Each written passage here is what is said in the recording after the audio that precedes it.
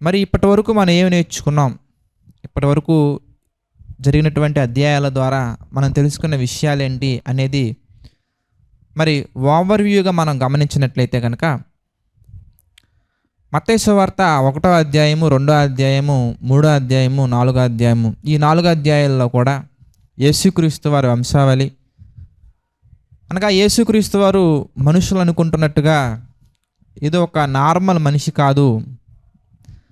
ఆయన లేఖనాలలో ప్రస్తావించినటువంటి లేఖనాలలో ముందుగా చెప్పబడినటువంటి మానవ లోకాన్ని రక్షించటానికి, ప్రతి ఒక్కరి పాపాలను తీసివేయటానికి దేవుని యొక్క సంకల్పం ప్రకారంగా పంపించబడినటువంటి దేవుని కుమారుడు అనే విషయం మనకి చాలా క్లియర్గా మనకి అనేకమైనటువంటి ప్రవచనాల ఆధారంగా, లేఖనాల ఆధారంగా ప్రతి ఒక్క పాయింట్, చిన్న పిన్ కూడా మిస్ అవ్వకుండా ఏ విధంగా ప్రతి ఒక్కటి లేఖనంలో చెప్పబడిన రీతిగా చాలా డీటెయిల్గా మనం అనేకమైన విషయాలు మనం చూస్తూ రావచ్చు. అందులో భాగంగా మరి ఫస్ట్ చాప్టర్, సెకండ్ చాప్టర్లో యేసుక్రీస్తు వారి భూమి మీదకి వచ్చినటువంటి రాకను గురించి మనం గమనించవచ్చు. అదేవిధంగా మరి 3వ అధ్యాయంలో మరి యేసుక్రీస్తు వారు బాప్తిస్మం తీసుకోవడానికంటే ముందు యోహాను గారి యొక్క పరిచర్య, బాప్తిస్మం ఇచ్చి యోహాను గారి పరిచర్య ఎలా ఉంది, మరి దేవుని యొక్క మార్గాన్ని సిద్ధపరచడానికి ఆయన ఏ విధంగా తన యొక్క పరిచర్యని చేశారు, మరి ఆ పరిచర్య చేస్తున్నప్పుడు యోహాను గారి జీవితంలో వచ్చినటువంటి ఆటంకాలు ఏంటి, మరి పరిసయ్యులు సద్దుకలు అనేవారు ఎలా ఉన్నారు, మరి వారి యొక్క మనస్తత్వం ఎలాంటిది, ఈ విషయాలన్నీ కూడా మనం చాలా చక్కగా గమనించడం జరిగింది. మరి 4వ అధ్యాయంలో యేసుక్రీస్తు వారిని అపవాది ఏ విధంగా శోధించింది, మరి యేసుక్రీస్తు వారిని పాపములో పడవేయటానికి ఏ విధంగా ప్రేరేపించాడు, ఈ విషయాలన్నీ కూడా చాలా చక్కగా చూసాం. మరి అలాగే 5వ అధ్యాయం, 6వ అధ్యాయం, 7వ అధ్యాయాల్లో మరి యేసుక్రీస్తు వారు తన శిష్యులుగా ఎవరైతే ఉండాలనుకుంటున్నారో మరి వారికి ఉండవలసినటువంటి క్వాలిటీస్ ఏంటి, వాళ్ళలో రావాల్సినటువంటి మార్పు ఏ రకాలుగా రావాలి, అందులో భాగంగా మొట్టమొదటగా దేవుని యొక్క పిల్లలుగా మనం మారిన తర్వాత మనలో వాల్యూస్ మార్చుకోవాలి. అనగా చూసే కోణం కానీ, లేదంటే ప్రతి విషయంలో సమాజం పట్ల ఎలా ఉండాలి, కుటుంబం పట్ల ఎలా ఉండాలి, శత్రువుల పట్ల ఎలా ఉండాలి, ఈ విషయాలన్నీ కూడా చాలా చక్కగా మనకి ఫస్ట్ వ్యూలో మనం చూడొచ్చు. అలాగే సెకండ్ వ్యూ అంటే పరలోక సంబంధమైన కోణంలో ప్రతి ఒక్కటి మనం చూడాలి. మనుషుల కొరకు మనం ఏది చేయకూడదు అనే విషయాన్ని మనం చూసాము. అలాగే థర్డ్ వ్యూ, మనం విజయాన్ని దేంట్లో సాధించాలి, అనగా పరసంబంధమైన వాటిల్లో మనం విజయాన్ని సంపాదించే ప్రయత్నం మనం చేయాలి, శత్రువులను ప్రేమించే విషయంలో మనం విజయాన్ని సాధించాలి. ఇలా అనేకమైన విషయాలు మనం 5వ అధ్యాయం, 6వ అధ్యాయం, 7వ అధ్యాయంలో మనం చూడొచ్చు. ఇక 8వ అధ్యాయం, 9వ అధ్యాయం విషయానికి వచ్చేసరికల్లా మనకి ముఖ్యంగా మత్తయి సువార్త మొత్తం మీద మనం జాగ్రత్తగా క్యాలిక్యులేట్ చేసినట్లయితే సుమారుగా యేసుక్రీస్తు వారు చేసినటువంటి సూచక్రియల్లో 20 ప్రత్యేకించబడినటువంటి 20 ఇక్కడ ప్రస్తావించడం జరిగింది. మరి మత్తయి సువార్త మొత్తంలో ప్రస్తావించినటువంటి ఈ 20 సూచక్రియల్లో సుమారుగా 10 ఈ 2 అధ్యాయాల్లో ప్రస్తావించడం జరిగింది. అసలు ఏంటి ఈ సూచక్రియలు అంటే ఏంటి, అసలు ఇవి యేసుక్రీస్తు వారు చేయవలసిన అవసరత ఏంటి, యేసుక్రీస్తు వారు అసలు భూమి మీదకి ఎందుకు వచ్చారు, యేసుక్రీస్తు వారి యొక్క ప్రయాణంలో ఈ సూచక్రియలు ఎందుకు చేయవలసిన అవసరత వచ్చింది అనే విషయాలు మనం చూస్తూ, మరి ఈ సూచక్రియల పట్ల, లేదంటే ఈ స్వస్థతలు, ఈ అద్భుతాల పట్ల మన యొక్క వ్యూ ఎలా ఉండాలి, వాక్యానుసారంగా మనం ఎలా చూడాలి, వాక్యానుసారంగా మనం ఏమి నేర్చుకోవాలి అనే విషయాలు ఈరోజు మనం దేవుని కృపను బట్టి మనం చూద్దాం. అయితే ప్రియులారా, మనం జాగ్రత్తగా గమనించినట్లయితే ఈ సూచక్రియల గురించి మొట్టమొదటగా మనం వెళ్ళటం కంటే ముందు ఒక రిఫరెన్స్ మనం బైబిల్లో నుంచి మనం చూద్దాం. మత్తయి సువార్త 4వ అధ్యాయం మనం చూస్తే ప్రియులారా, మత్తయి సువార్త 4వ అధ్యాయంలో 23వ వచనం మనం చూద్దాం. మత్తయి సువార్త 4వ అధ్యాయం 23వ వచనం మనం చూస్తే, యేసు వారి సమాజ మందిరములలో బోధించుచు దేవుని రాజ్యముని గురించిన సువార్తను ప్రకటించుచు ప్రజలలోని ప్రతి వ్యాధిని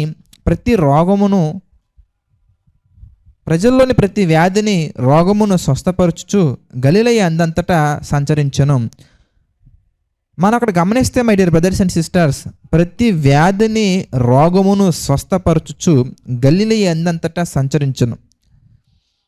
అయితే ఇక్కడ ఏం జరిగింది అని మనం చూస్తే 24వ వచనం మనం జాగ్రత్తగా గమనించినట్లయితే, ఆయన కీర్తి సిరియా దేశమంతటా వ్యాపించెను, నానా విధములైన రోగముల చేతను వేదనల చేతను పీడింపబడిన వ్యాధిగ్రస్తులనందరినీ, దెయ్యము పట్టిన వారిని, చాంద్రరోగులను, పక్షవాయువు గలవారిని వారు ఆయన యొద్దకు తీసుకొని రాగా ఆయన వారిని స్వస్థపరచెను. గలిలయ, దెకపొలి, యెరూషలేము, యూదయను ప్రదేశముల నుండి, యోర్దానుకు అవతల నుండి బహుజన సమూహములు ఆయనను వెంబడించెను. యేసుక్రీస్తు వారు చేసినటువంటి సూచక్రియలు ఏవైతే ఉన్నాయో, అనగా దెయ్యములు పట్టిన వారిని బాగు చేసే విషయంలో కానీ, అలాగే నానా విధములైన రోగముల చేత, వ్యాధుల చేత పీడింపబడినటువంటి వారిని, బాధపడినటువంటి వారిని స్వస్థపరిచే విషయంలో కానీ, యేసుక్రీస్తు వారు చేసినటువంటి ఈ సూచక్రియలు, యేసుక్రీస్తు వారు చేసినటువంటి అద్భుతాలు అనేవి అనేక ప్రాంతాలకు వ్యాపించడం ద్వారా యేసుక్రీస్తు వారిని అనేక మంది వెంబడించడం జరిగింది. అంటే ఈ సూచక్రియల గురించి ఇన్ డీటెయిల్గా, ఇన్ డెప్త్గా మనకి హోలీ స్పిరిట్, అలాగే ఇంకా యేసుక్రీస్తు వారు చేసినటువంటి పరిచర్యలో భాగంగా ఈ సూచక్రియల గురించి ఇంకా అనేకమైన విషయాలు అనేవి మీకు ఇక్కడ మంత్లీ వన్స్ జరుగుతున్నటువంటి ఆఫ్లైన్ సెషన్స్లో ఒక్కొక్క పాయింట్ వైజ్గా, టాపిక్ వైజ్గా ఎక్స్ప్లెయిన్ చేయడం జరుగుతుంది. అందులోనే పరిశుద్ధాత్మ దేవుని యొక్క రాక కానీ, పరిశుద్ధాత్మ దేవుని యొక్క విశేషాలు కానీ, పరిశుద్ధాత్మ దేవుని యొక్క పనులు కానీ, పరిశుద్ధాత్మ దేవుని యొక్క ప్రేమపూర్వకమైన నడిపింపు కానీ, ఆత్మ నడిపింపు ఎలా ఉంటుందని కానీ, ఇవన్నీ కూడా ఇన్ డీటెయిల్గా చాలా చక్కగా మనకి ఇక్కడ జరుగుతున్నటువంటి ఆఫ్లైన్ సెషన్స్లో చాలా చక్కగా వివరించడం జరుగుతుంది. ఎవరైతే మరి బైబుల్ బేసిక్ కోర్స్ పూర్తి చేస్తారో వారు Bible basic course 2, Bible course 2లో మీరు జాయిన్ అయిన తర్వాత సుమారుగా ఆ కోర్సులో హాఫ్ ఆఫ్ ది సబ్జెక్ట్ మీరు కంప్లీట్ చేసిన తర్వాత మీకు చాలా చక్కగా వీటి గురించి ఆఫ్లైన్ సెషన్స్ ఉంటాయి. మరి పరిచర్యకి ఎవరైతే తమను తాము సిద్ధపరచుకుంటారో వారి నిమిత్తం, మరి సేవకులుగా మారాలనుకునే వారి నిమిత్తం ఆ టాపిక్స్ అనేవి చాలా చక్కగా దేవుని కృపను బట్టి ప్రిపేర్ చేయడం జరిగింది. కనుక ఆసక్తి గలవారు మరి బైబుల్ కోర్స్ 1లో ఉన్నటువంటి వారు త్వరగా పూర్తి చేసుకొని మరి కోర్స్ 2లో కూడా రావాల్సిందిగా ప్రభు పేట ఆహ్వానిస్తున్నాను. మరి ఇక్కడ సందర్భం గురించి మనం ఆలోచించినట్లయితే కనుక యేసుక్రీస్తు వారు చేసినటువంటి ఆ సూచక్రియల వలన, యేసుక్రీస్తు వారు చేసినటువంటి అద్భుతాలు మనుషుల్లో ఎంత ప్రభావితం చేశాయి అంటే ఆయన కీర్తి సిరియా దేశమంతటా వ్యాపించను.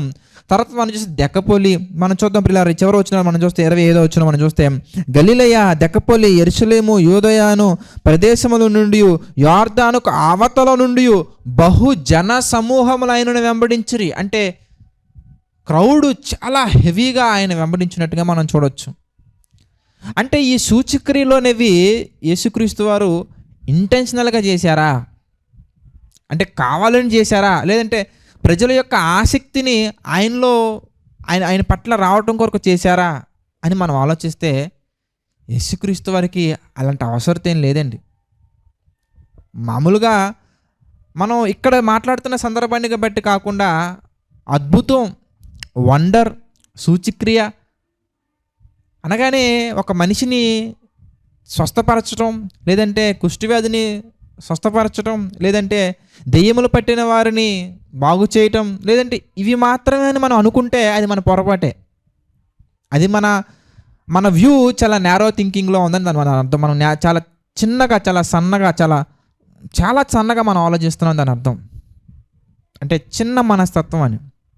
ఎందుకంటే ఒక్కసారి ఈ మత్తయి సువార్త 8-9 అధ్యాయాలు కాకుండా ఆదికాండం 1వ అధ్యాయం 1వ వచనం దగ్గర నుంచి ప్రకటన గ్రంథం చివరి అధ్యాయం చివరి వచనం వరకు మనం ఆలోచిస్తే దేవుడు చేసే ప్రతి పని కూడా ఇట్ ఈస్ ద వండర్. ఉంటారు కాదంటారు మీరు చెప్పండి. మనం జాగ్రత్తగా మనసు పెట్టి మనం ఆలోచించాం అనుకోండి, మన కంటికి కనబడుతున్నటువంటి ఒక పెద్ద చెట్టు, మనకి బాగా పరిచయం అయినటువంటి ఒక వేప చెట్టు గురించి మనం తీసుకున్నాం అనుకోండి, అది చాలా పెద్దగా ఉంటుంది.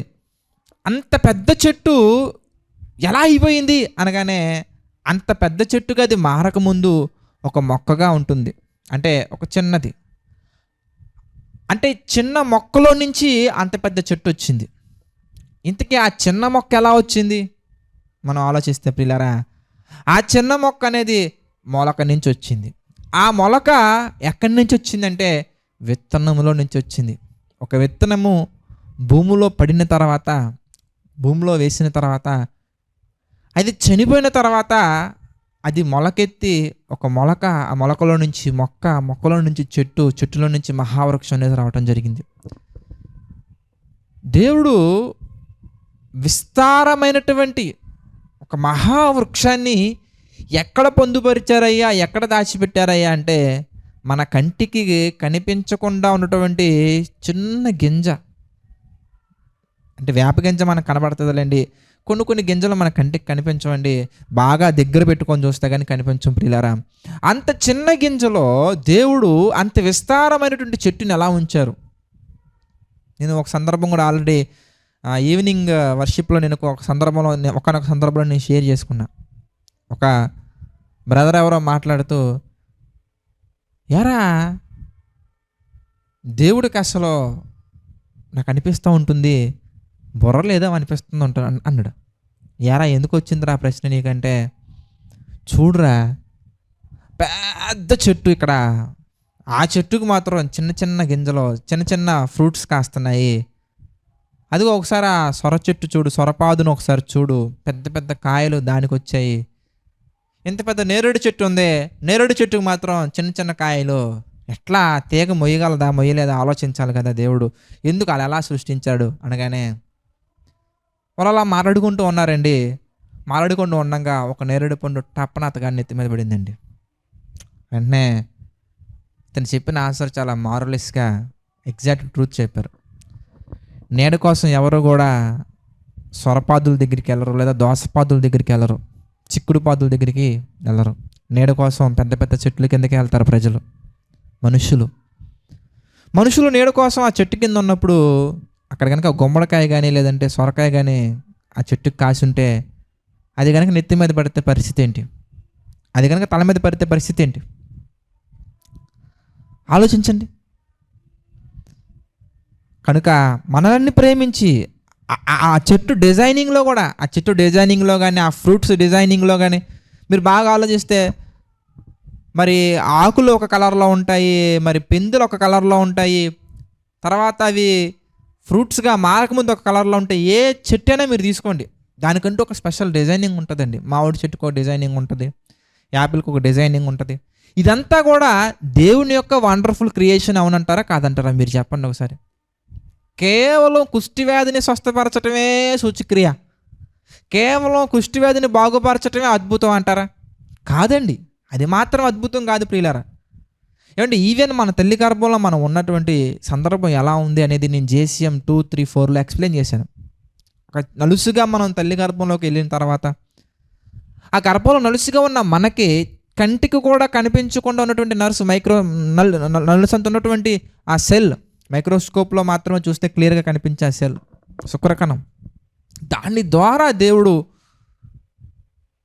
కణ విభజన జరిగి దాంట్లో మళ్ళీ చాలా రకాలు ఉంటాయండి. సమ విభజన, క్షయకర విభజన, రకరకాల సైన్స్ చాలా పేర్లు పెట్టారులేండి, అది వేరే విషయం.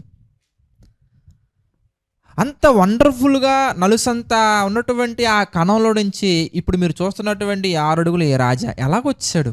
హౌ? నిజంగా ఇదొక వండర్.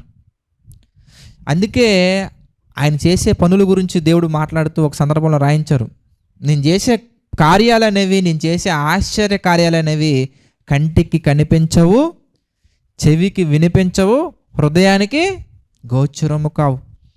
కనుక మనం మత్తయి సువార్త, మార్కు సువార్త, లూకా సువార్త, యోహాను సువార్తలో కనిపించేటువంటి సముద్ర అలలు ఆగిపోవటం, లేదంటే కుష్ఠవ్యాధి స్వస్థపరచబడటం, లేదంటే రక్తస్రావం గల స్త్రీ స్వస్థపరచబడడం, లేదంటే దెయ్యాలు వెళ్ళిపోవటం, ఇవి మాత్రమే మనం సూచక్రియలకు ఆలోచించి అబ్బా యేసుక్రీస్తు వారు చాలా సూచక్రియలు చేశారు, యేసుక్రీస్తు వారు చాలా సూచక్రియలు చేశారని మనం వీటి గురించి మాత్రం మనం మాట్లాడుకుంటే మన ఆలోచన విధానం చాలా చిన్నగా ఉంది. మనం ఈ భూమి మీదకి రావడం కంటే ముందు ఈ భూమి తయారైనటువంటి విధానం ఒక వండర్.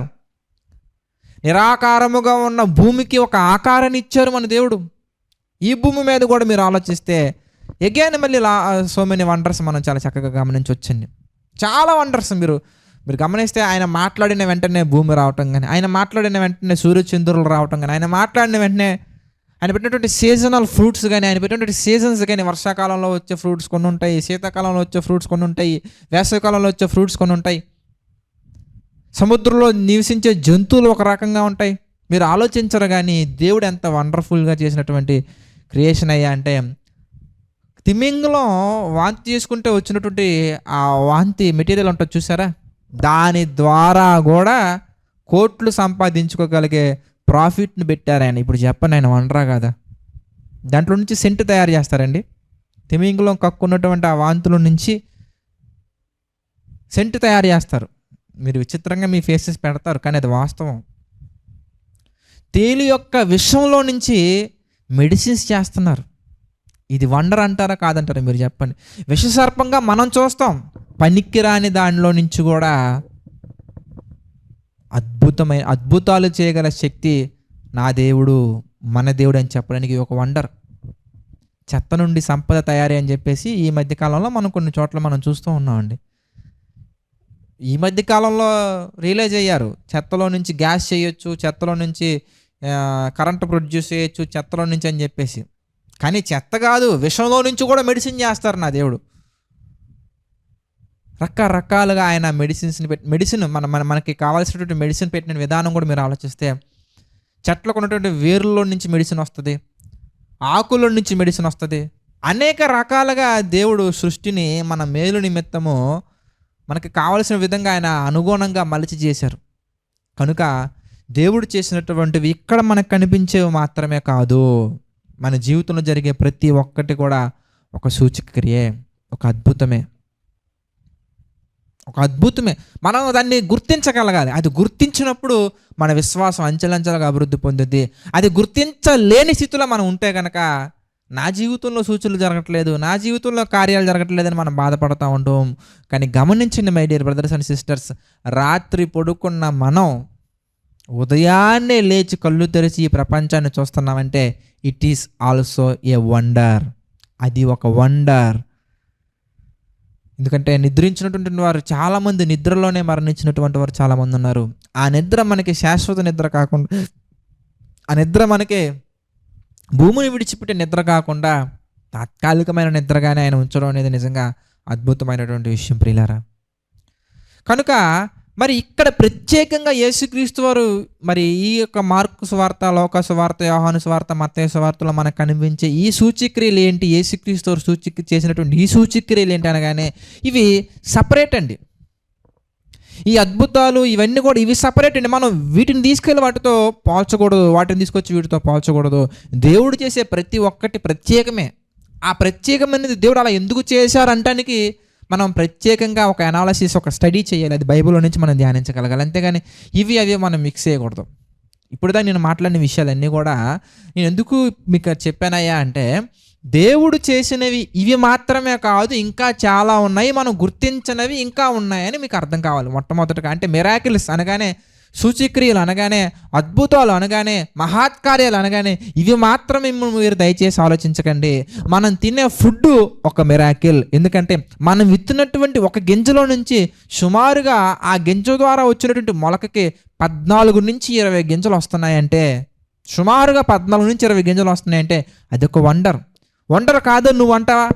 వండర్ కాదు నువ్వంటే కనుక ఒకవేళ ఏది నీవు కూడా గింజలో నుంచి ఇగో నేల మీద లేదంటే ఒక రాయి మీద నువ్వు మొలకెత్తించి చేయి చూద్దాం. నా దేవుడు చేయగలరు కాబట్టే చాలా వచనాలు మనకు కనబడుతుంటాయి బైబిల్లో. మీరు మత్తయి సువార్త 3వ అధ్యాయంలో కూడా చూశారు. అబ్రహాము సంతానం అని మీరు అనుకుంటున్నారు మీరు అలాగా? దేవుడు అబ్రహామునకు పిల్లలను ఈ రాయి నుంచి కూడా పుట్టింపగలడు. దేవుడు నీళ్ళల్లో కూడా మొక్కల్ని పెంచగలడు, రాళ్ళల్లో కూడా మొక్కలు పెంచగలడు, భూమిలో కూడా మొక్కలు పెంచగలడు. ఆయనకి చేయాలనిపిస్తే గాలిలో కూడా మొక్కలు పెంచగలడు. అంత గొప్ప వ్యక్తి ఆయన. ఎందుకంటే శూన్యంలోనే కదా ఈ భూమి ఉంది, శూన్యంలోనే కదా ఈ భూమి తిరుగుతుంది, శూన్యంలోనే కదా ఈ భూమి మీద మొక్కలు వచ్చింది కాదంటారా? భూమి మీద మొక్కలు ఉంచారు, ఆ భూమి శూన్యంలో ఉంది. లేదు భూమి మీద మొక్కలు ఉంచకూడదు, శూన్యంలో మొక్కలు ఉండాలనుకుంటే కనుక శూన్యంలోనే పెడతాను. ఎలాగైనా చేయగలరు ఆయన. కనుక ఆయన పేరే ఆశ్చర్యకరుడు, ఆలోచనకర్త, అద్భుతాలు చేయవాడు ఆయన. కనుక my dear brothers and sisters, మరి ఇక్కడ ప్రత్యేకంగా కనబడుతున్నటువంటి ఈ సూచిక్రియల గురించి మనం ఏం నేర్చుకోవాలి అనగానే, ఇందులో నుంచి ముఖ్యంగా 2 విషయాలు మనం నేర్చుకోవాలి ప్రియులారా. అందులో మొట్టమొదటి విషయం ఏంటంటే మన యొక్క ఆత్మీయ స్థితి, మన యొక్క ఆత్మీయ ప్రయాణం, మన యొక్క ఆత్మీయ జీవితం అనేది సూచక క్రియల మీద మాత్రమే ఏర్పాటు చేసుకోకూడదు. అది మొట్టమొదటిగా మనం నేర్చుకోవాలి. ఎందుకంటే మనకి కొన్ని ప్రసంగాలు కానీ, కొన్ని విషయాలు కానీ మనకి ఎలా కనిపించే అవకాశం ఉందయ్యా అంటే సాతానుడు ఎలా మనల్ని మభ్యపెట్టే అవకాశాలు ఉన్నాయ్యా అంటే, మరి మనుషులను రక్షించటం కొరకు భూమి మీదకి వచ్చినటువంటి యేసుప్రభు దగ్గరికే వెళ్ళి, యేసుక్రీస్తు వారిని కొండ మీదకి తీసుకెళ్ళి అపవాది చెప్పే మాటలు నిజంగా చాలా గమ్మత్తుగా ఉంటాయండి. మీరు చూడండి, మత్తయి సువార్త 4వ అధ్యాయం మనం చూస్తే, మత్తయి సువార్త 4వ అధ్యాయంలో ఒక సందర్భం మనం చూద్దామండి. మత్తయి సువార్త 4వ అధ్యాయం మనం చూస్తే 5వ వచనం మనం చూద్దాం. అంతటా అపవాది పరిశుద్ధ పట్టణమునకు ఆయనను తీసుకొని పోయి దేవాలయ శిఖరమున ఆయనను నిలవబెట్టి, నీవు దేవుని కుమారుడువైతే కిందకు దూకు. ఓకే, అక్కడ వరకు బాగానే ఉంది. తర్వాత సాతానుడు ఏం చేస్తున్నాడయ్యా అంటే ఒక రెఫరెన్స్ చెప్తున్నాడండి. కీర్తన గ్రంథంలో ఉన్న రెఫరెన్స్ చూడండి ఎలా చెప్తున్నాడు. ఆయన నిన్ను గురించి తన దూతలకు ఆజ్ఞాపించును, నీ పాదం ఎప్పుడైనాను రాతికి తగలకుండా వారు నిన్ను చేతులతో ఎత్తుకొందురు అని రాయబడి ఉన్నదని ఆయనతో చెప్పును. అని తెలీదా రాయబడి ఉందన్న విషయం? అంటే చూడండి, బైబిల్లో ఉన్నటువంటి ఒక రెఫరెన్స్ తీసుకొని బైబిల్ని బోధించడానికి, లేదంటే ఇంకా క్లియర్గా చెప్పాలంటే వాక్యం మనం మాట్లాడుకుంటున్నామండి, ఆ వాక్యమే శరీరధారి భూమి మీదకి వచ్చారండి. ఆ వాక్యం దగ్గరికి వెళ్ళి వాక్యం చెప్తుంది అపవాది. ఎంత గ్రేట్ అంటే వాడు అపవాది. ఆ వాక్యం దగ్గరికి వెళ్ళి వాక్యానికే వాక్యం చెప్తున్నాడు అపవాది. యేసుక్రీస్తు వారికే వాక్యం చెప్పడం కొరకు సాహసం చేసినటువంటి శోధకుడైన సాతానుడు మన జీవితాన్ని తారుమారు చేసేస్తాడు. అందుకే మనం బైబిల్లో ఉన్న సందర్భాలు మనం చదువుకుంటున్నప్పుడు 4W అని ప్రభు కృపను బట్టి నేను చాలా చక్కగా ఒక ఫార్ములా టైప్లో ప్రభు కృపను బట్టి చక్కగా చెప్పడం జరిగింది. అది మీరు చూడండి, చాలా చక్కగా ఉంటుంది. కాలాన్ని బట్టి తీసుకోవాలి. అనగా ఏ కాలానికి సంబంధించింది, పాత నిబంధన కాలమా, కొత్త నిబంధన కాలమా, ఆపదలో ఉన్నప్పుడు ఉపయోగించాల్సిన రెఫరెన్సా, ఆపదలు తెచ్చుకున్నప్పుడు ఉపయోగించాల్సిన రెఫరెన్సా, ఇది ఏ కాలంలో ఉపయోగించాలి? ప్రభు నిమిత్తం మనం వెళ్తున్నప్పుడు, ప్రభు నిమిత్తం మనకు వచ్చే శోధనల్లో, ప్రభు నిమిత్తం మనకు వచ్చే అపాయాలలో మన పాదాలకు రాయి తగలకుండా చూసుకుంటానని దేవుడు చెప్పిన మాట అది. అంతేగాని నేను టెస్ట్ చేస్తాను, నేను కుమారునే కదా, నువ్వు నా తండ్రివే కదా, నేను దూకుతున్నా, కాపాడతావు లేదా టెస్ట్ అని చెప్పేసి వాడకూడదు. అలా వాడకూడదని ఎక్కడుంది ఇంతకీ? అందుకే 2W వేర్. ఈ వాక్యానికి కనెక్ట్ అయ్యే రెఫరెన్సెస్ ఇక్కడ మాత్రమే కాకుండా వేరే సందర్భాల్లో ఉంటాయి, మరొక సందర్భాల్లో ఉంటాయి. ఒక థీమ్ గురించి, ఒక సబ్జెక్ట్ గురించి రెఫరెన్సెస్ అనేవి ఒక పుస్తకంలో మాత్రమే కాదు, 66 పుస్తకాలలో ఉంటాయి. 66 పుస్తకాల్లో నుంచి మనం తీసుకొని అవన్నీ కంబైన్ చేసుకొని కనెక్ట్ చేసుకొని కన్క్లూజన్కి రావాలి. కానీ కనిపించింది కదా అని చెప్పేసి యూజ్ చేసేయకూడదండి. అందుకే మనం ఆపదలలో ఉన్నప్పుడు కూడా ఉపయోగించాల్సిన రెఫరెన్స్ కాదు అది.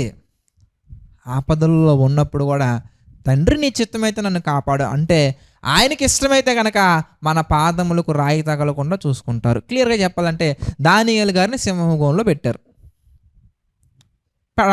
సింహభూంలో పడవేయాల్సిన అవసరం వచ్చింది.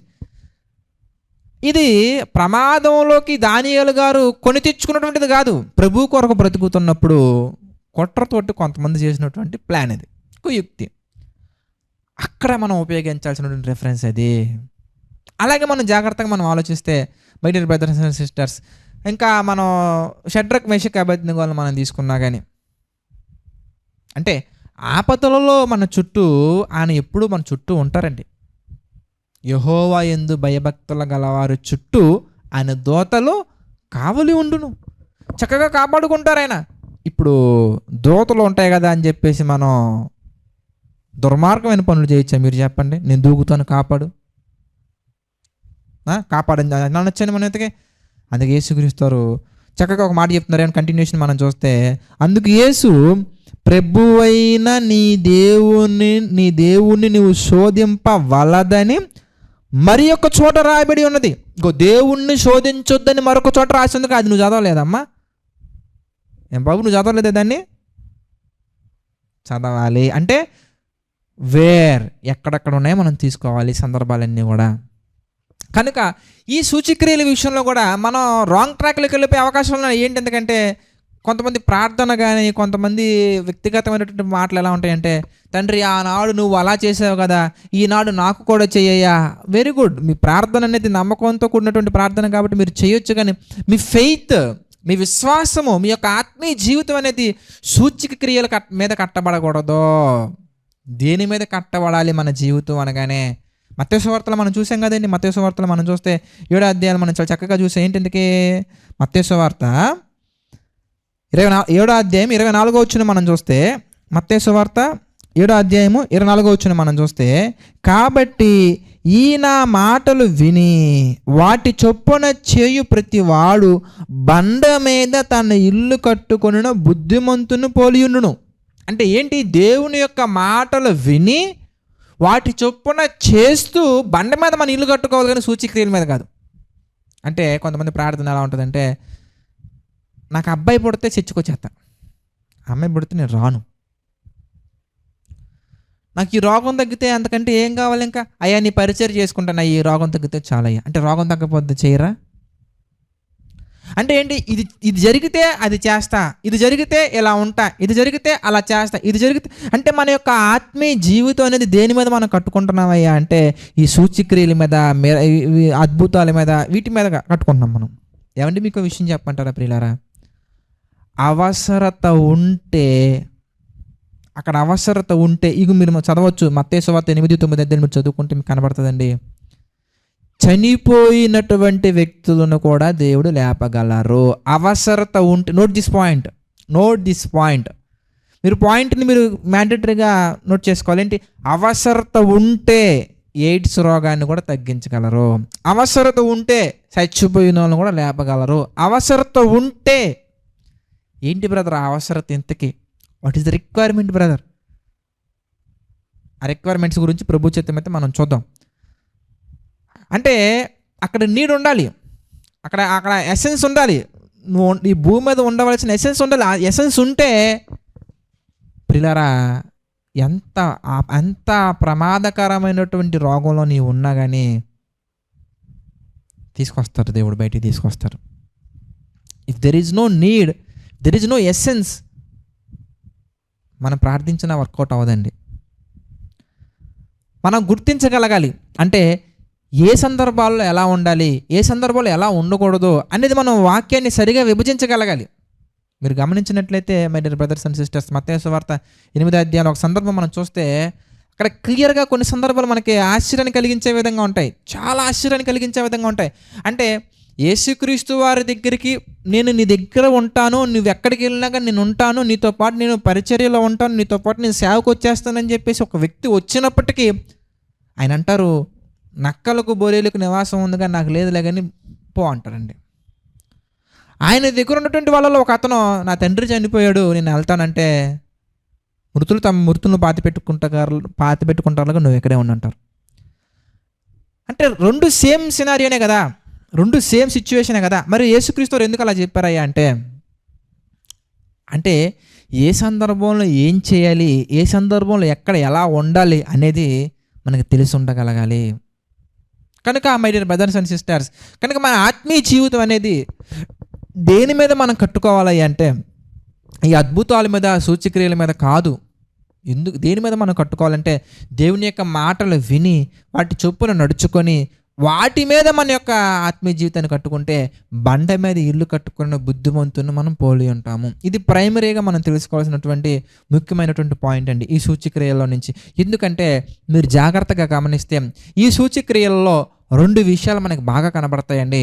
ఆ రెండు విషయాలు ఏంటో మనం చూద్దాం. ఆ రెండు విషయాలు ఏంటి? ఎందుకంటే మరి అప్పటి కాలంలో ఉన్నటువంటి ప్రపంచ మానవాళికి యేసుక్రీస్తు వారి గురించి తెలియదు గనక, ఆయన గురించి ఏమీ తెలియదు గనక, ఆయన గురించి ఒక స్పష్టత డిక్లేర్ చేయడానికి, ఆయన గురించి కొన్ని విషయాలు వ్యక్తపరచడానికి, ఇంకా క్లియర్గా చెప్పాలంటే యేసుక్రీస్తు వారు కన్యక గర్భంలో రావటానికి చాలా కారణాలు ఉన్నాయి. అందులో ఒక కారణం ఏంటంటే యెషయా గ్రంథం 7వ అధ్యాయం 14వ వచనంలో లేఖనము చెప్పబడి ఉన్నది గనుక, లేఖనములో రాయబడి ఉన్నది గనుక. మీరు చూస్తే లేఖనం నెరవేరినట్లు ఇదంతా జరిగిన, లేఖనం నెరవేరినట్లు ఇదంతా జరిగిన, లేఖనం నెరవేరినట్లు ఇదంతా జరిగిన. అలాగే మీరు గమనించినట్లయితే మత్తయి సువార్త 8వ అధ్యాయం మనం చూస్తే ప్రియులారా 17వ వచనం మనం చూద్దాం. మత్తయి సువార్త 8వ అధ్యాయము 14 నుంచి 17 వచనాలు మనం చూస్తే, తర్వాత యేసు పేతురు ఇంటిలో ప్రవేశించి జ్వరముతో పడి ఉన్న అతని అత్తను చూసి ఆమె చెయ్యి ముట్టగా జ్వరం ఆమెను విడిచెను. అంతటా ఆమె లేచి ఆయనకు ఉపచారము చేయసాగను. సాయంకాలమైనప్పుడు జనులు దెయ్యములు పట్టిన అనేకులను ఆయన యొద్దకు తీసుకుని వచ్చిరి. ఆయన మాట వలన దెయ్యములను వెళ్ళగొట్టి రోగుల నెలను స్వస్థపరచును. అందువలన ఆయనే మన బలహీనతలను వహించుకొని మన రోగములను భరించినని ప్రవక్త అయిన యెషయా ద్వారా చెప్పబడినది నెరవేరినట్లు ఇదంతయు జరిగెను. యెషయా ద్వారా చెప్పబడినది నెరవేరెను. అంటే యేసుక్రీస్తు వారు ఈ భూమి మీదకి వచ్చిన తర్వాత యేసుక్రీస్తు వారి నిమిత్తం అనేకమైన ప్రవచనాలు చెప్పబడ్డాయండి. ఆ ప్రవచనాలలో ఒక ప్రవచనం ఏంటయ్యా అంటే యేసుక్రీస్తు వారు దెయ్యములను వెళ్ళగొట్టి, యేసుక్రీస్తు వారు రోగములను స్వస్థపరిచి, యేసుక్రీస్తు వారు మన యొక్క భారాన్ని అంతటిని కూడా ఆయన మీద వేసుకుంటారు, మనకి విడుదల కలుగజేస్తారు. దెయ్యములు పట్టిన వారికి విడుదల కానీ, రోగాలను స్వస్థపరచడం కానీ, ఇదంతా కూడా యెషయా గ్రంథంలో చెప్పబడి ఉన్నది. యెషయా గ్రంథంలో చెప్పబడినటువంటి ఆ ప్రవచనము నెరవేరినట్లు ఇదంతా జరిగిన. యెషయా గ్రంథం లెక్క చెప్పబడింది ఎందుకు? యెషయా గ్రంథము 53వ అధ్యాయం మనం చూస్తే ప్రియులారా 4వ వచనం మనం చూద్దాం. యెషయా గ్రంథము 53వ అధ్యాయము 4వ వచనం మనం చూస్తే, నిశ్చయముగా అతడు మన రోగములను భరించెను, మన వ్యసనములను సహించెను. ఆయన మెత్తబడిన వాడిగాను దేవుని వలన బాధింపబడిన వానిగాను శ్రమ నొందిన వానిగాను మనం అతన్ని ఎంచితిమి. మన అతిక్రమములను బట్టి అతడు ఈ యొక్క ప్రవచనాలన్నీ యేసుక్రీస్తు వారి గురించి చెప్పబడటం జరిగిందండి. ఇందులో మనం చదువుకున్నటువంటి మత్తయి సువార్త 8వ అధ్యాయంలో ప్రస్తావించిన సందర్భం అనేది, అక్కడ ప్రస్తావించిన సందర్భం నెరవేరునట్లుగా ఇది అంతయు జరిగేను. కనుక యేసుక్రీస్తు వారు ఈ సూచక్రియల ద్వారా ఒక విషయాన్ని వ్యక్తపరుస్తున్నారు. ఏంటింతకీ? ఇదిగో లేఖనాలలో చెప్పబడినటువంటి యేసు అనే వ్యక్తిని నేనే, మిమ్మల్ని రక్షించుట కొరకు వచ్చినటువంటి వ్యక్తిని నేనే, మీరు ఎదురు చూసే మెస్సయ్య నేనే, ఆ అభిషక్తుని నేనే, మీ రక్షకుని నేనే అనే విషయాన్ని ఆయన తన పుట్టుక ద్వారా, అనగా తను భూమి మీదకి వచ్చే మాట ద్వారా, లేదంటే ఆయన వచ్చిన వెంటనే జరిగినటువంటి రామాలు, అంగలార్పు, రాహిలు, ఏడుపు, వీటి ద్వారా, తర్వాత ఇవన్నీ కూడా ఏంటంటే ఇదిగో ఇలా జరిగింది, చెప్పబడినట్లుగా ఇలా జరిగింది, చెప్పబడినట్లు ఇలా జరిగింది, చెప్పబడినట్లు ఇలా జరిగింది, ఇవన్నీ కూడా వాక్యానుసారంగా లేఖనాలు అనేవి చెప్పబడ్డాయి. ఆ లేఖనాలు నెరవేరినట్లు ఇదంతా జరుగుతుంది అని ప్రస్తావించినట్టుగా, జరుగుతున్నట్టుగా యేసుక్రీస్తు వారు చేసినటువంటి సూచక క్రియలు కానీ, యేసుక్రీస్తు వారు చేసినటువంటి అద్భుతాలు కానీ, యేసుక్రీస్తు వారు చేసినటువంటి ప్రతి క్రియ ఎలాంటిదయ్యా అంటే ఇదిగో యేసుక్రీస్తు వారి నిమిత్తం చెప్పబడినటువంటి ప్రవచనాలు అనేవి నెరవేరబడినట్లుగా జరిగాయి. అలాగే ఇంకొక విషయం కూడా మనం చాలా జాగ్రత్తగా గమనించినట్లయితే my dear brothers and sisters, మనం చూద్దాం. రెండవ పాయింట్ మనం ఏంటంటే మత్తయి సువార్తలోనే మరి 9వ అధ్యాయంలో 1 నుంచి 8 వరకు సందర్భం మనం చూద్దాం. ఇక్కడ మరొక పాయింట్ మనకి క్లారిటీ వస్తుంది. ఏమంటే ఇక్కడ మనకి మరొక పాయింట్ క్లారిటీ వస్తుంది.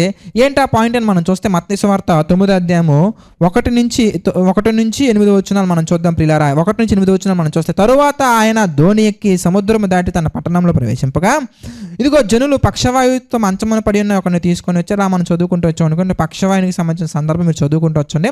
చదువుకుంటూ వస్తే 3వ వచనం మనం చూద్దామండి. ఇదిగో శాస్త్రుల్లో కొందరు ఇతడు దేవదూషణ చేయుచున్నాడని తమలో తాము అనుకొనగా యేసు వారి తలంపులను గ్రహించి, మీరెందుకు మీ హృదయములో దురాలోచనలను చేయుచున్నారు?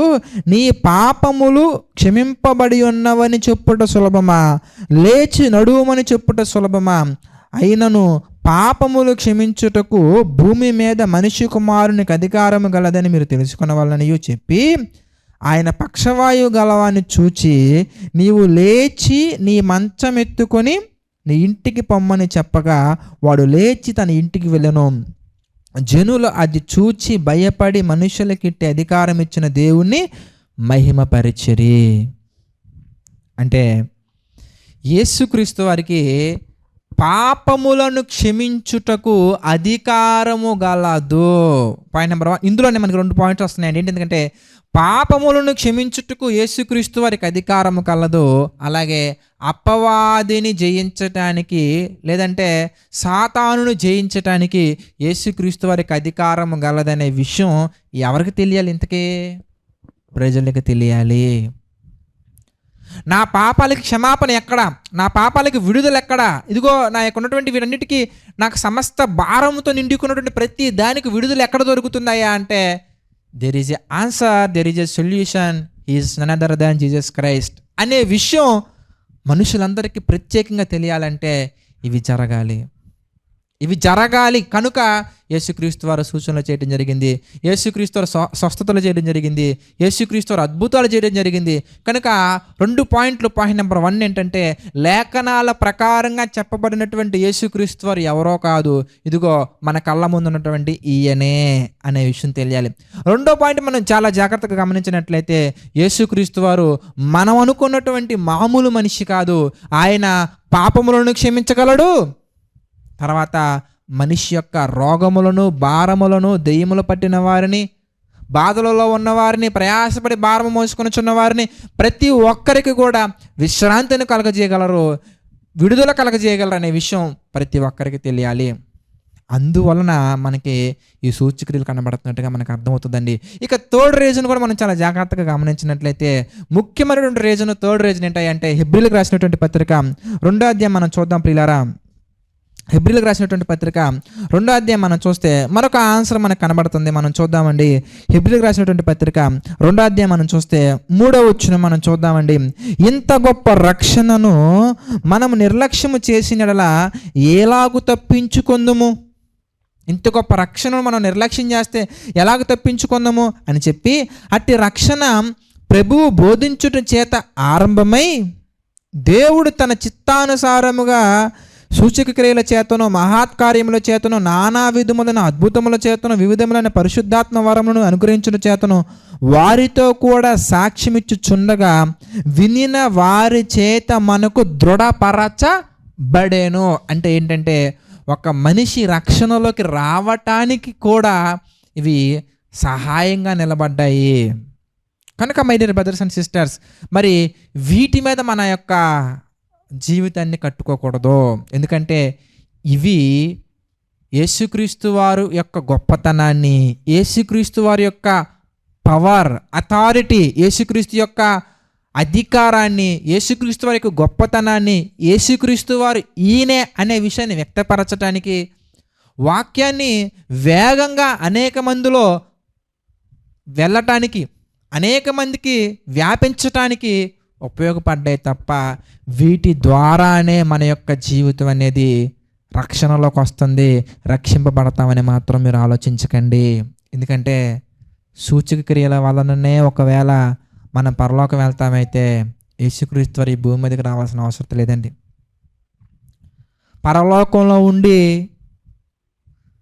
నువ్వు ఆ మనిషిని విడిచిపోమ్ము అన్నా వెళ్తాయి అవి, భూమి మీద ఉండా వెళ్తాయి అవి.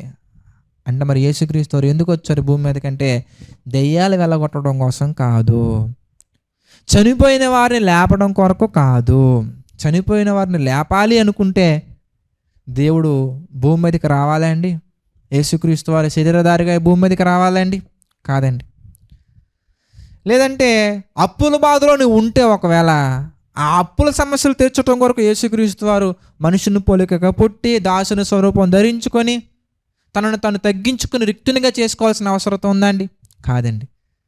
యేసుక్రీస్తు వారు ఈ భూమి మీదకి ఎందుకు వచ్చారయ్యా అంటే నిన్ను నన్ను నరకానికి వెళ్లకుండా నశించిపోయిన మనలని వెదకి రక్షించడానికి. ఎక్కడికి రక్షించాలి? ఇంతకీ రక్షణ అనగానే ప్రియులారా మనందరం కూడా పరలోకానికి చేరుకోవాలి, మనందరం కూడా ఈ పాపాన్ని విడిచిపెట్టాలి. పాపానికి సొల్యూషన్ అనేది యేసుక్రీస్తు వారి రక్తమే. యోహాను గారు రాసిన మొదటి పత్రిక మొదటి అధ్యాయం మనం చూద్దాం ప్రియులారా. యోహాను గారు రాసినటువంటి మొదటి పత్రిక మొదటి అధ్యాయం కనుక మనం జాగ్రత్తగా గమనించినట్లయితే, యోహాను గారు రాసిన మొదటి పత్రిక మొదటి అధ్యాయము 7వ వచనం మనం చూద్దాం ప్రియులారా. అయితే ఆయన వెలుగులో ఉన్న ప్రకారం మనమును వెలుగులో నడిచినలా మనం అన్యోన్య సహవాసం గలవారమై ఉందుము. అప్పుడు ఆయన కుమారుడైన ఏమన్నారండి అప్పుడు ఆయన కుమారుడైన యేసు రక్తము ప్రతి పాపము నుండి మనలను పవిత్రులుగా చేయును. అంటే ప్రతి పాపము నుండి మనం పవిత్రులుగా మారాలి అంటే, ప్రతి వ్యక్తి యొక్క పాపము కడగబడాలి అంటే, పాపముల నుంచి పరిశుద్ధతలకు మనం రావాలి అంటే, పోవాల్సింది రోగాలు కాదు, తీరాల్సింది అప్పుల సమస్యలు కాదు, విడిపించబడాల్సింది శారీరక సంబంధమైన రోగాల నుంచి కాదు కానీ ప్రియులారా, ఆత్మ సంబంధమైనటువంటి ఒక ప్రమాదకరమైనటువంటి రోగం ఒకటి ఉందండి. అదే పాపము. దాని నుండి మనం విడుదల పొందాలి. అలా విడుదల పొందాలి అంటే యేసుక్రీస్తు వారి శరీరాన్ని ధరించుకోవలసిన అవసరత ఉంది. అందుకు యేసుక్రీస్తు వారు ఈ భూమి మీదకి వచ్చారు. తిమోతికి రాసిన మొదటి పత్రిక మొదటి అధ్యాయం మనం చూద్దామండి. తిమోతికి రాసినటువంటి మొదటి పత్రిక మొదటి అధ్యాయము 15వ వచనం మనం చూస్తే, పాపులను రక్షించుటకు క్రీస్తు యేసు లోకమునకు వచ్చును అను వాక్యము నమ్మదగినది, పూర్ణాంగీకారమునకు యోగ్యమైనది ఉన్నది. అంటే యేసుక్రీస్తు వారు ఈ భూమి మీదకి ఎందుకు వచ్చారంటే, పాపులను రక్షించుటకు ఆయన ఈ భూమి మీదకి వచ్చారు. ద మెయిన్ పర్పస్ ఏంటంటే ప్రియులారా, మన యొక్క పాపాల నుండి మనల్ని రక్షించడానికి యేసుక్రీస్తు వారు ఈ భూమి మీదకి వచ్చారు. కనుక ఈ 8వ అధ్యాయంలో 9వ అధ్యాయంలో కానీ, లేదంటే మత్తయి సువార్త కానీ మిగిలిన సువార్తల్లో కానీ ప్రస్తావించబడినటువంటి సూచిక్రియలన్నీ దేనికయ్యా అంటే, ఈ రక్షణలోకి ప్రతి ఒక్కరూ రావటానికి, వచ్చినటువంటి వ్యక్తి ఆయనే అని ప్రజలందరూ నమ్మటానికి, ఆయనకి పాపాలను క్షమించటానికి అధికారం కలదు, అపవాదిని ఓడించడానికి అధికారం కలదు. ఆయన మనకి కనబడుతున్నటువంటి, కంటికి కనబడుతున్నటువంటి ఎవరో శారీరక సంబంధమైన వ్యక్తి కాదు. మన కొరకు పరలోకాన్ని విడిచి భూమి మీదకి వచ్చినటువంటి, మనందరి కొరకు వచ్చినటువంటి దేవుని కుమారుడు అనే విషయం ప్రతి ఒక్కరూ గ్రహించులాగా ఇవన్నీ జరిగాయి. కనుక మన యొక్క పునాది, మన యొక్క జీవితం అనేది, మన యొక్క నిరీక్షణ, మన యొక్క భక్తికి ఆధారం అనేది మన జీవితంలో వచ్చిన కష్టాలు పోతే వచ్చేటువంటి విడుదల మీద కాదు ప్రియులారా, విశ్వాసం మీద మనం ఆధారపడాలి. విశ్వాసం అనేది దేనికయ్యా అంటే, పరలోకానికి మనం వెళ్ళటానికి, లోకాన్ని పాపాన్ని జయించటానికి. ఆఖరిగా ఒక మాట మనం చూద్దామండి. ఒక మాట చూసి మనం ముగించుకుందాం.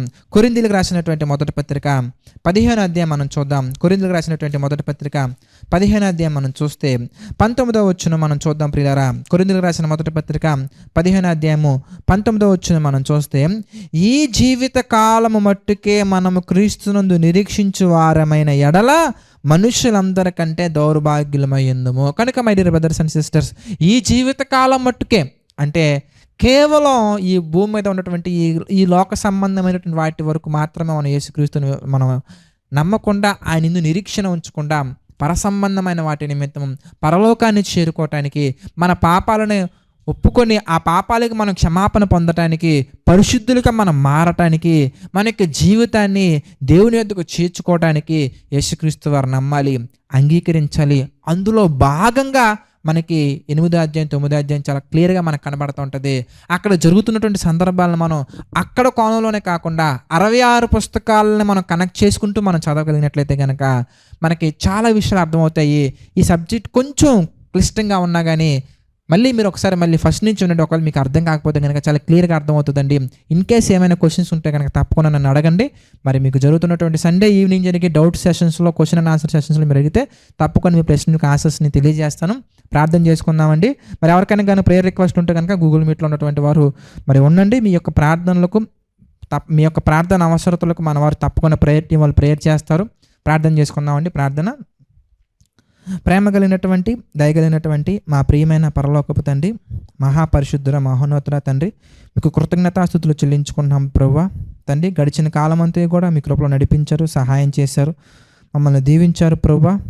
తండ్రి, మరి మత్తయి సువార్తను తండ్రి 9వ అధ్యాయం వరకు మా తండ్రి ధ్యానించడానికి మీరు సహాయం చేశారు తండ్రి. మీ చిత్తమైతే ఇంకా అనేకమైన విషయాలను తండ్రి మేము ధ్యానించి మా యొక్క జీవితాలు ప్రభువా వాక్యానుసారంగా కట్టుకున్నట్టుగా మాకు సహాయం చేయండి తండ్రి, నడిపించండి ప్రభా. తండ్రి, ఆర్థిక ఆరోగ్య మానసిక సమస్యల్లో కృంగిన ప్రతి ఒక్కరిని మీరు జ్ఞాపకం చేసుకోండి తండ్రి. కృంగిన వారి హృదయాలను మీరు బలపరచండి, లేవనెత్తండి, స్థిరపరచండి. మీకు తండ్రి మహిమకరంగా అనేక మంది, మరి ముఖ్యంగా విశ్వాసులకు మాదిరిగా తండ్రి నిలబడినట్లుగా వారిని మా తండ్రి మీరు నిలబెట్టండి తండ్రి. మరి రేపటి నుంచి జరగనున్నటువంటి క్రిస్మస్ ఆత్మీయ వేడుకలను మా తండ్రి మీరు జ్ఞాపకం చేసుకోండి తండ్రి. అనేకమైన విషయాలను, మరి నిజమైన క్రిస్మస్ ఏంటి, క్రిస్మస్ ఎలా జరుపుకోవాలి, మరి వాక్యానుసారంగా క్రిస్మస్లో ప్రతి ఒక్కరు ఎలా పాలు పంపులు పొందాలనే విషయాలు తండ్రి మేము ధ్యానించబోతూ ఉండగా మాకు సహాయం చేయండి తండ్రి. మమ్మల్ని మీరు దీవించండి, ఆశీర్వదించండి ప్రభా. మీ యొక్క నామానికి మహిమకరంగా తండ్రి ప్రతి ఒక్కరూ జీవించినట్లుగా సహాయం చేయండి. చర్చి చేస్తున్న పరిచర్యను మీరు జ్ఞాపకం చేసుకుని తండ్రి. పరిచర్యలో ప్రభా కొరతగా ఉన్న ప్రతి ఒక్కటి మా తండ్రి మీ చిత్త ప్రకారంగా తీర్చండి. మరి భారంతో కూడినటువంటి ఈ పరిచర్యలో ప్రభా ఎంతమంది అయితే తండ్రి వారి యొక్క కష్టాన్ని మా తండ్రి ఆర్థికంగాను అనేక రకాలుగా మా తండ్రి పాల్పంపులు పొందుతున్నారు, వారిని జ్ఞాపకం చేసుకోండి. వారి కుటుంబాలను మీరు ప్రత్యేకించి దీవించండి, ఆశీర్వదించండి ప్రభా. చర్చి కన్స్ట్రక్షన్ నిమిత్తం ప్రార్థిస్తున్నాము తండ్రి. మీ చిత్త ప్రకారంగా సహాయం చేయండి, నడిపించండి తండ్రి ప్రభా. మరి అదేవిధంగా కరోనా మళ్ళీ వస్తుందని అనేకమైన వార్తలు వస్తున్నాయి తండ్రి. మీ చిత్త ప్రకారంగా నీ బిడ్డలందరినీ తండ్రి మీ యొక్క ఆలోచన చొప్పున చిత్త ప్రకారంగా తండ్రి మీ యొక్క రెక్కల చోటున భద్రపరచండి, నడిపించండి తండ్రి. దేవా, మీ చిత్తమైతే మేమందరం మరలా కలుసుకున్నట్లుగా మాకు సహాయం చేయండి తండ్రి. నమ్మకంగా యథార్థంగా పరిచర్య చేస్తున్న ప్రతి ఒక్కరిని, ప్రతి ఒక్క సేవకులను, వారి కుటుంబాన్ని, వారి పరిచర్యను మా తండ్రి మీరు దీవించండి, బలపరచండి ప్రభావ. మీ చిత్తమైతే మేమందరం మరలా కలుసుకొని మీ యొక్క వాక్యాన్ని ధ్యానించి ధన్యతను అందించమని వేడుకుంటూ మా ప్రభువును రక్షకుడైన యేసుక్రీస్తు వారి పేరిటి ప్రార్థన అడిగి వేడుకుంటున్నాము తండ్రి, ఆమెన్. అందరికీ వందనాలండి.